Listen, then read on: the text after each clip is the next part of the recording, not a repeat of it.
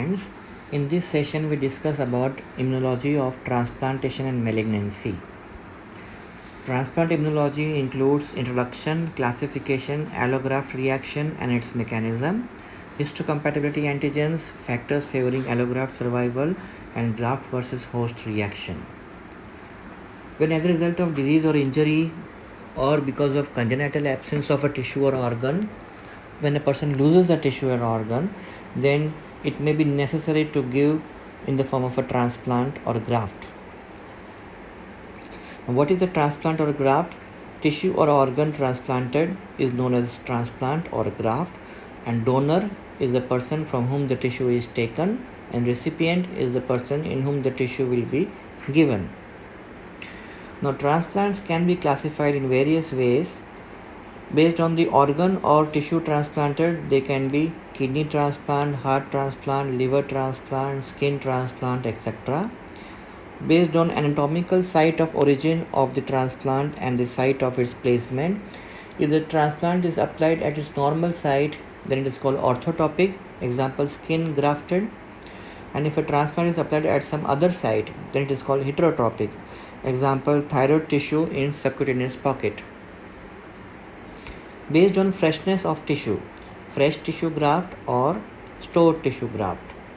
And based on vitality, it can be live graft, example kidney or heart, which are known as vital grafts, or non-living graft, example bone or artery, merely providing a scaffolding on which new tissue is laid by the recipient.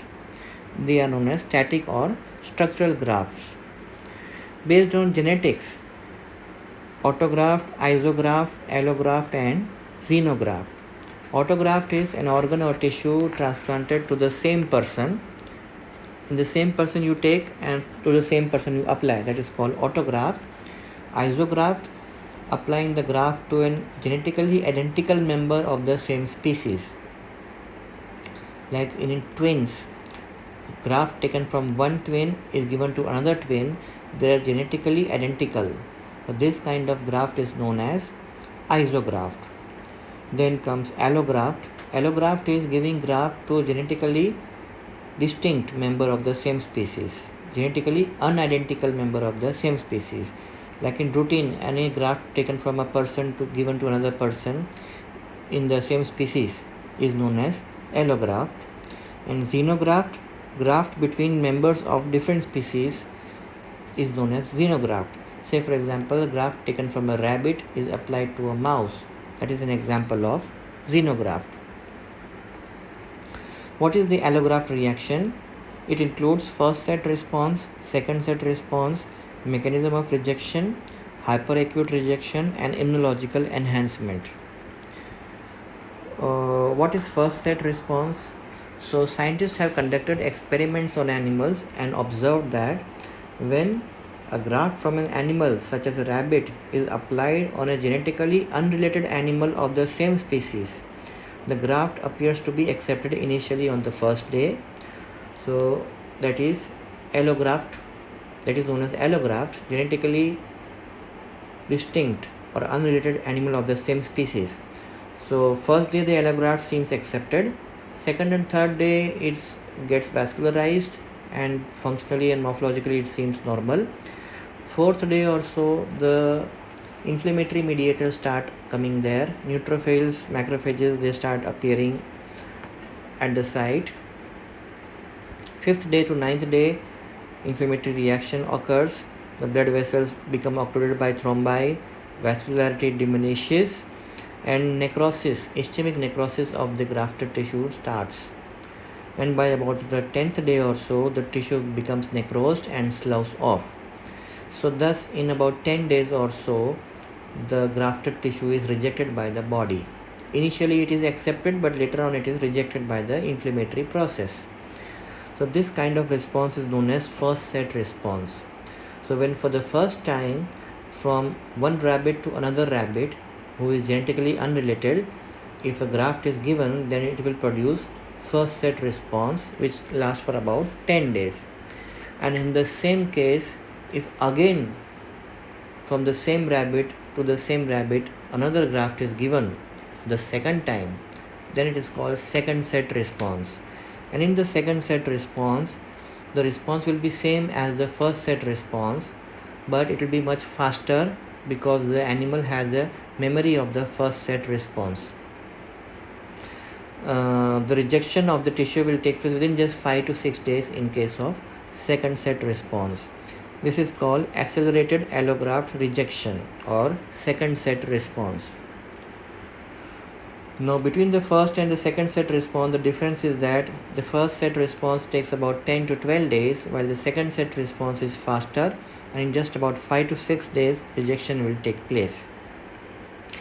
And in the second time you may give the same tissue or some other tissue, no matter which tissue you give from the same donor, but the response will be second set response if it is from the same donor to the same recipient, and the second set response will be faster than the first set response.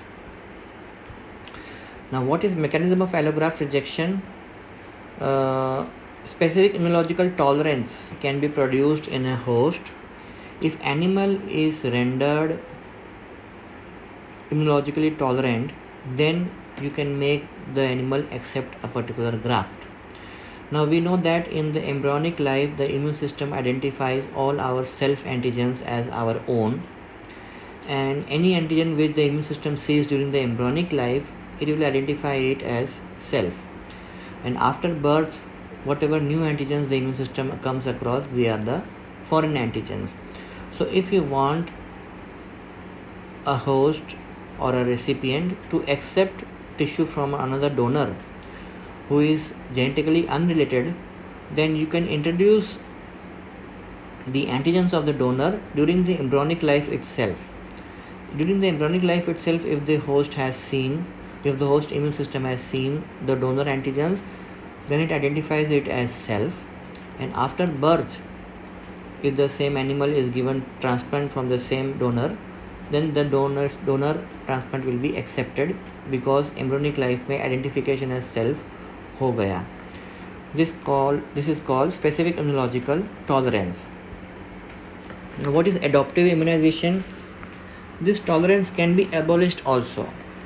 So if in an animal which is tolerant to that particular donor, if you inject lymphocyte from another animal which has rejected from the donor, then this recipient again becomes active and it will reject the donor tissue from the donor. So the tolerance that was induced in the recipient, it can be abolished and it can again go into the rejection mode. Transplantation immunity is predominantly cell mediated. The first set response is brought about almost exclusively by T lymphocytes. Humoral antibodies are also produced during the allograft rejection, but they seem to be participating in the second set response. Now what is hyperacute rejection or white graft response? When a graft is applied to an animal possessing the specific antibodies in high titers, hyperacute rejection takes place. Means if an animal has high titer antibodies against another animal's tissues, then when it is given graft from that animal, then the immune system is vigorously acting against that grafted tissue, and within a few hours the grafted tissue will be rejected because the host has plenty of antibodies against that animal's tissue. So this kind of response is very fast. So it is known as hyperacute rejection, and the grafted tissue is not able to even vascularize. It will remain pale, and within a few hours this pale tissue will be rejected by the host. This kind of response is called hyperacute rejection. Immunological enhancement. What is immunological enhancement? Humoral antibodies may sometimes act in opposition to cell-mediated immunity by inhibiting graft rejection. If a recipient is pre-treated with a killed donor tissue, then that recipient will acclimatize, and the transplant applied subsequently, it survives much longer than in the control animals. Similarly, the enhancing effect can be passively transferred to normal animals by an injection of serum from immunized animals, showing that the effect is due to humoral antibodies. Means immune animal में से अगर antibodies लेके non immune animal में डालते हैं तो फिर वो भी इम्यूनिटी डेवलप कर लेते हैं. Antibodies may bring about the enhancing effect in various ways: afferent inhibition, central inhibition, or efferent inhibition. Antibodies may combine with the antigens released from the graft so that they are unable to initiate the immune response. तो जो graft पे से antigen निकले उससे antibody bind कर लेंगे और वो बाइंडिंग की वजह से एंटीजन इम्यून सिस्टम को एक्टिवेट नहीं कर पाता. Antibodies may combine with the lymphoid cells of appropriate specificity so that they are not able to get activated. मतलब एक्टिवेट करने वाला या एक्टिवेट होने वाला दोनों में से किसी से भी एंटीबॉडीज़ अगर बाइंड हो जाए तो फिर वो इम्यूनोलॉजिकल रिस्पॉन्स जनरेट करने से रोकेंगे. And there can even be efferent inhibition, coating the surface of the cells in the graft so that the sensitized lymphocytes are kept out of reach from them.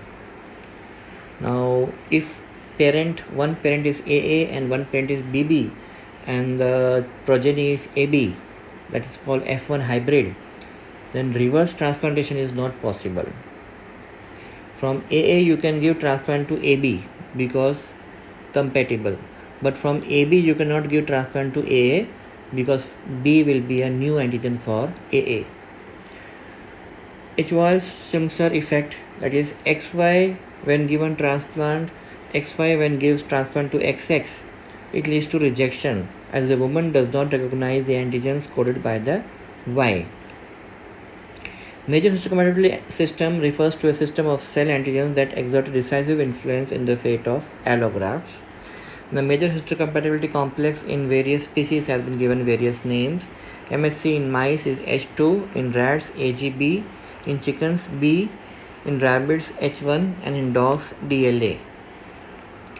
Now, what are the factors which favor allograft survival? HLA compatibility, immunosuppression, and privileged sites. If the HLA is compatible, means the donor and recipient HLA, means MHC molecules are of the same types, then the allograft will be accepted. So for allograft acceptance, HLA compatibility is a must. So for that, HLA type of the person is determined by various laboratory investigations like microcytotoxicity test or other test. RFLP, PCR, these methods can also be used for determining the type of MHC. So if the MHC is compatible, then the recipient will accept tissue from the donor. Second factor that favors allograft survival is immunosuppression. The recipient immune system, if it is suppressed, then it will not be able to mount an immune response against the grafted tissue. So suppressing the immune system of the host or the recipient will also favor the acceptance of the graft by the recipient. Another point favoring allograft survival is privileged sites. So some sites in the body are such that the immune system is not identifying those sites. The privileged sites, if graft is given in such privileged sites, then they will be protected against the immune system as they are never coming across the immune system, and allografts are permitted to survive at such privileged sites because the immune system does not interact with these sites. Now, what is graft versus host reaction or GVH? Host is rejecting the graft or accepting the graft based on compatibility of MHC, but the reverse can also occur. The graft rejects the host. How is this possible? This is a contrary situation where the graft is rejecting the host. It occurs when the graft contains immunologically competent lymphocytes which have the capacity to mount an immune response and cause rejection. The recipient has such antigens which are absent in the graft so that these antigens become new for the graft. When the recipient is immunosuppressed, it does not reject the graft. In such conditions, it is possible that the grafted tissue might reject the host. ये उल्टा mechanism हो गया. Generally host will reject the graft, but if the graft rejects the host then it is called graft versus host reaction. उसमें precondition ये है कि graft में immunologically competent sales होने चाहिए जो रिस्पॉन्स माउंट करेंगे, और होस्ट के पास कुछ नए एंटीजन्स यानी कि ऐसे एंटीजन्स होने चाहिए जो ग्राफ्ट के पास नहीं है, और host should not reject the graft. This is called graft versus host reaction. Examples of situations leading to the GVH reaction are allograft in a recipient in whom specific immunological tolerance has been induced, adult lymphocytes injected into an immunologically deficient recipient, and F1 hybrid receiving a transplant from any one parental strain. With this, we finish part 1 of Immunology of Transplant and Malignancy. Thank you.